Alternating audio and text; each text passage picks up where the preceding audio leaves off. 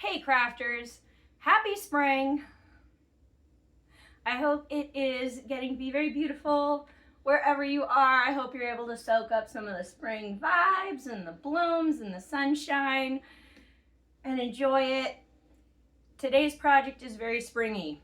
We need spring patterns, we need spring dresses, foofiness, fun, hopefully a hefty dose of impracticality, and more than a little bit of escapism from current reality. Never hurts a little bit, right? Ugh. In today's video, I am finally using some fabric you guys have heard me talk about. I am going to be using a vintage sheet that I actually thrifted at the Goodwill Bins, and I have been saving it for the perfect project. Now this sheet appears to me to be from the 1970s. So what better way to use this 1970s sheet than to use a 1970s pattern? I've recently been seeing some of the 1970s patterns being reissued, and it got me excited to kind of dabble in this decade a little bit. Haven't really done that before, and I think this is the perfect opportunity. So let me show you the sheet in question, which some of you may remember from our last video at the Goodwill Bins. Check that out if you missed it. It was a lot of fun. I'll show you the sheet, then I'll show you this pattern we're talking about, and we'll see if we can't make some vintage 1970s spring extravaganza magic. Let's roll up our crafty sleeves and get started. Well, here is our sheet, you guys. I haven't measured it, but just holding it up, it looks like it's probably a queen or a full. White background with a lot of mint green leaves and some really cute pastel flowers. You can also tell, you can see through to my cutting board underneath, so it's also kind of sheer. So definitely gonna need to be wearing a slip with this dress because it's not lined. I am noticing also, after looking at the sheet, of course, I've washed it, but there are a number of stains in places, so I'm trying to mark those with some safety pins so I make sure to try to cut my pattern pieces around them, if possible. I'm also noticing, weirdly enough, near the top of this sheet, some of the colors look more faded than at the bottom. And I'm sorry, it's a little hard to see in here because the light's a little funny, but that's interesting. Maybe it was used to like cover something and it got faded. I don't know. But I like it, and there's a lot of fabric, and that's what we need. So let's take a look at our pattern. Well, here's our vintage pattern to go with our vintage fabric. What? I've been seeing a bunch of vintage reproduction patterns coming out from the 70s, and I'm here for it. I haven't really done a lot of sewing from that decade, so I want to try it. And there are a number of things I like, especially those maxi dresses and maxi skirts. So yes, let's dive in. This one is kind of more interesting than I thought it was just looking at the pattern. It actually has front panels, side panels, and then the back panels. And it is a pullover style, so it's kind of roomy, takes lots of fabric, but there is a belt that attaches to the front panels and ties in the back. When I first bought the pattern, I unfortunately didn't really look at those finished garment measurements. If I had, that would have helped because it would have shown me that, wow, finished garments are definitely roomy. They're a little extra poofy. So I actually had to buy this pattern twice because I first sized up because I was a little bit in between on bust sizes. I made a mock-up. It was too big. And I bought the pattern in a smaller size range. And let me show you what I got. Oop. All right, here's my mock-up. Woo. Well, as you can see, it is pretty roomy. I mean, you know, there's the front panels. Here are the underarm panels and the very voluminous sleeves, which I didn't finish. So don't be distracted by that. The back is pretty basic. Like, there's not much interest or shaping going on back there, but I guess that's where the belt would help. Hopefully add a little cuteness. So when I made this size 14, I did make a couple of adjustments. Let's do that. I increased the length of this panel that goes across the bust. I increased it by about 1.5 inches, and that ended up fitting across my bust pretty well. So that was good. However, the rest of the dress was too big. Like, it's too big under the arms. It's too big in the shoulders. It's really, really floofy and kind of gapy-gappy. So need to size things down a little bit. I had actually thought, okay, this neckline might be too big, looking at how big this square pullover neckline was. So on this mock-up, I also reduced the neckline pieces. I shrunk them in, like made the shoulders come in and the neckline come up by about 1/2 inch to see if that helped. So that was one of my other modifications. It did help, but it wasn't enough. The shoulder area is too big. The neck is just too gapy-gappy still. So we need a little work on this guy. I think what I'm going to do for my actual dress, fingers crossed here, fingers crossed, I think I'm going to use, for most of the dress, I'm going to use the size 12 pattern, so size down a little bit. I will, however, still lengthen this front panel, probably by about 1.5 inches, 1.75 inches. And then I will also still need to shrink down this neckline a little bit, I think. So I think I will be using the size 10 to do this part. Ooh.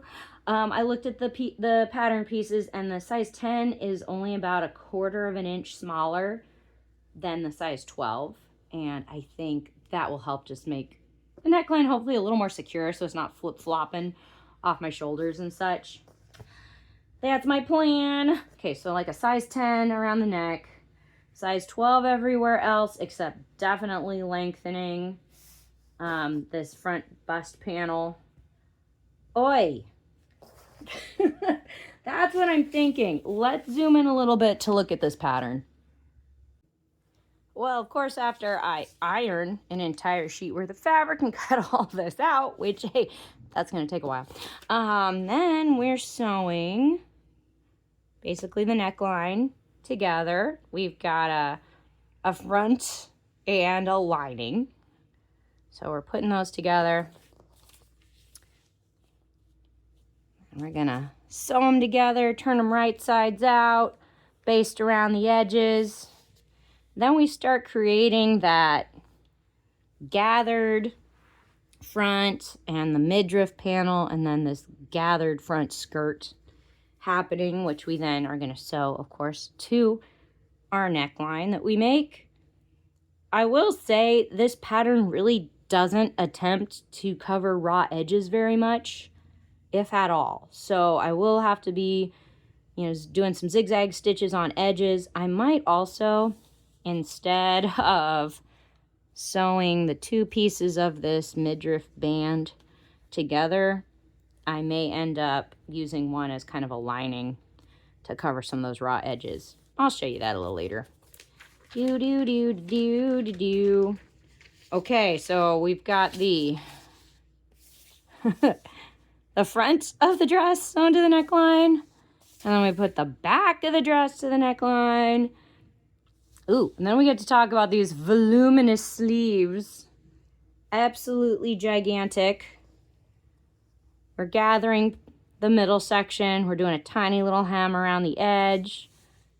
And then those sleeves just get laid right over their matching notches over the neckline. Cool. So then we have the front and the back of the dress, but we need to add the sides. So we're adding a little bit of facing under the arms. Doody-doody-doo. Ooh, yes, and the belt. Ooh, I forgot about the belt. The belt is attaching to the front panel, and then that helps cinch in those kind of poofy side panels and ties in the back, of course. So that helps kind of deal with the roominess of the dress. Also, hey, makes it pretty size adjustable, so that's cool. Need to add that in, and then we're sandwiching the side panel in between the front and the back of the dress. Whew, exciting. Of course, you could make this sleeveless if you wanted, but then we hem the dress. So technically, this isn't too bad, but it's definitely gonna take some time. So let's dive in. Well, that took forever. I did end up finding more spots on the sheet, and so I tried to avoid those as best as I could. I couldn't quite do it every time, but I'm hoping the pattern will kind of cover that up. Also, I realized dealing with this sheet is kind of challenging because it's such a huge piece of fabric, so it's kind of unwieldy to deal with. So that took a little extra work, but we finally got it. Okay, over here, we've got the sash pieces over here, and we've got side panels, not there. And we have the center panels, and of course we've got some of those smaller pieces near the top and kind of like bust line and midriff. Then we've got our gigundo sleeves over here, and then our neckline pieces, and then of course some facing that are going to go under the arms right there. I think our first job is to sew those neckline pieces together, and then we'll start attaching some of our front panels together and start attaching those to the neckline. Let's just get sewing, people.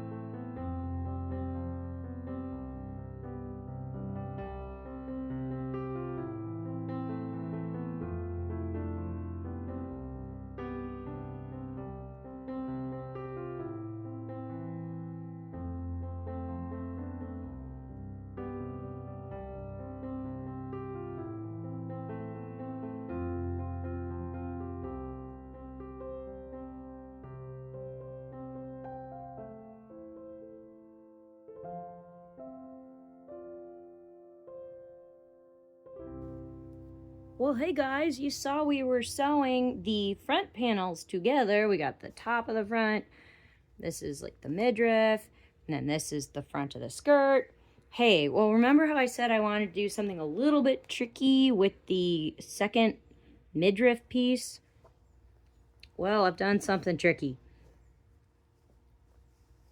Normally, you would be sewing both pieces of this midriff piece together before attaching them to the top and the skirt. I didn't do that though because I would really like to actually use this as a lining that I could then cover up the raw edges on the inside. So that's what I'm doing.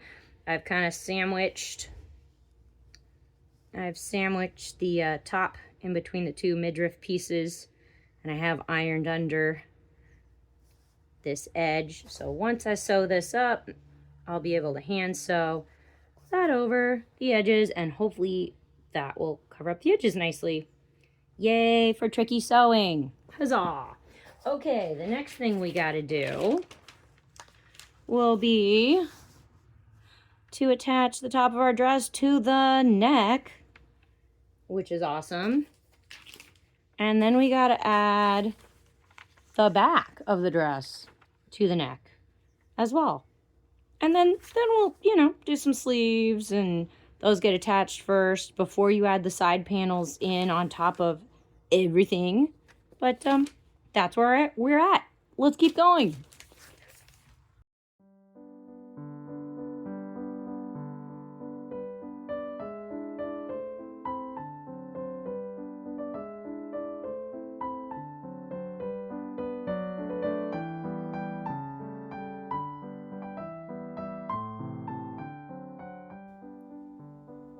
Okay, well, we've got this step done. Hey, now we're looking at the sleeves. We do a little bit of sewing, and then we cut a little slit to one of the markers on the sleeves, and then we got to do a really tiny little hem around kind of the fabric left over after that slit and going all the way around it. And then we got to add some gathering stitches. I actually got those in place already, so got to do this little tiny hem part. And then since the dress can lay flat, we just can pin the sleeves to the flat dress, which is pretty awesome. No sleeves setting for us today. Hey, and then of course we're prepping the side panels. We're adding a little facing to what's basically going to be under the arm, sewing up the belt pieces, attaching those to the side pieces. And then we're just kind of going to sandwich the center panel in between the front and the back and stitch it in. Hopefully that works. Then, of course, we got to do some hemming. But after that, we should have a dress.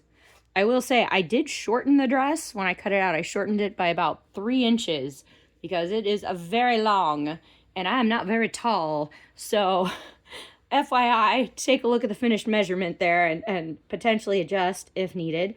But this is exciting. We're on the last page of the panel, or last page of the pattern. And I think we're getting close. So let's keep sewing.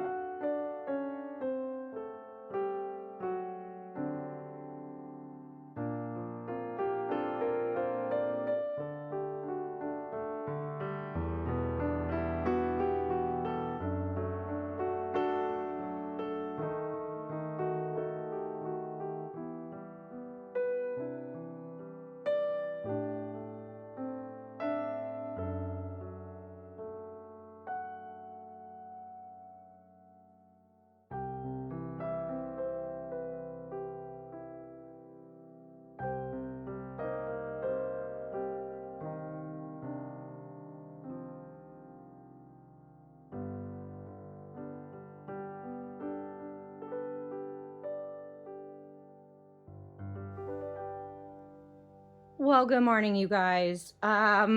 We have a dress. It is not a perfect dress, but we do have a dress, which at this point is exciting. You might have noticed last night I was wrestling to get those side panels put into the dress, and I had a little bit of extra difficulty because my side panels needed to be a little bit longer than they are, because remember I did lengthen that top part of the front of the dress that goes over the bust, and I was hoping you would be okay with the side panels, but I realized they need to be a little bit longer. You might be able to tell down there my side panel is a little shorter than my front panels, and that is okay because this dress is way too long. Like, I reduced the skirt length by 3 inches, and I think I'm gonna have to take off maybe about that same amount again. I'm not that tall, okay, but I'm not that short. I think, what am I, 5'5" or so? So FYI, it's really long. So thankfully, the length was gonna be fine, but I think I need to adjust my pattern pieces for that side panel a little bit to add some length. And yeah, that's one thing I got to work on. Also, these little panels under the arms are a little gapy gappy on me when I wear it. Let's take a look at those up close. Okay, side panel. Whoop. There we go. It is sandwiched right in between the front and the back panel. So yeah, just here's the underarm area. I think I might take a little dart in here and maybe just follow it down to like maybe the waistline. On me, I might do like about 1/2 inch. That might be enough. We'll see. I did know from my mock-ups that it seemed like it was going to be a little too big. They're right under the arm, but I was hoping it would work with the size 12, and not quite. So I need to do that. Also, I'm kind of playing around with my pattern piece here for the side. This is just the top part of that side pattern piece. I'm trying to play around with the idea. Do I want to just lengthen it at the part where I'm able to lengthen it? Or do I want to make it like a little bit bigger at the top? Like, I could just extend it a little bit to give it a little bit more length kind of around the edge there. What I really need to do, besides lengthening this piece, I really need to move these markers. This is where the belt goes. And I need the belt to go right where that under the bust kind of like midriff piece is on the dress. So this, when I was adjusting it on the dress, I ended up moving it down by about 3/4 of an inch. And then that ended up lining up better with that midriff band on the front. I think if I kind of lengthen like this edge or this side of this piece by about 1 inch, I'll have it about right. I still need kind of this bottom edge to be lengthened by about 1/2 of an inch. So I may end up kind of adding a little bit of pattern paper in here in between this piece and of course the rest of the dress, and just extend it to do that. And then of course I would need to move down these markers by about 1 inch. I'm still kind of playing with this idea of just adding a little extra to the bust area. We'll see, but I'm I'm not good at that, so I'm not sure if it'd work so well. Anyway, thankfully, as it is, the underarm does work. I'm just gonna need to shrink it in a little bit, so I'll probably honestly just do a little dart, sew it down. Not perfect, but that's okay. Then, of course, I do need to trim off my skirt, trim off the uneven stuff. And I did try the dress on, and like right about here is ankle length, or like right at the top of my foot. So I'm gonna need to trim this down and hem it. So we got some more work to do, but we are pretty darn close. I think my next steps will be to, well, I got to put the little dart under the arm. I need to even up the hem and trim it down, and then I think I'm just going to do a really basic just rolled hem at the bottom. Oh, before I do that though, I need to do a zigzag stitch over all these raw edges on the side seams. I've been trying to do that throughout the process here for the dress because there are just lots of seams that are exposed. Definitely a drawback to this pattern. There's not a lot of ways to, not a lot of allowances for covering up the raw edges. So need to do that, and then we will have a dress. So while I'm finishing that up, it's a great time for you guys to give this video a big thumbs up and consider subscribing. Thank you to everybody for the likes, comments, and subscribes. Really appreciate you guys sharing the love. I am going to get to work, and I'll show you when I'm done.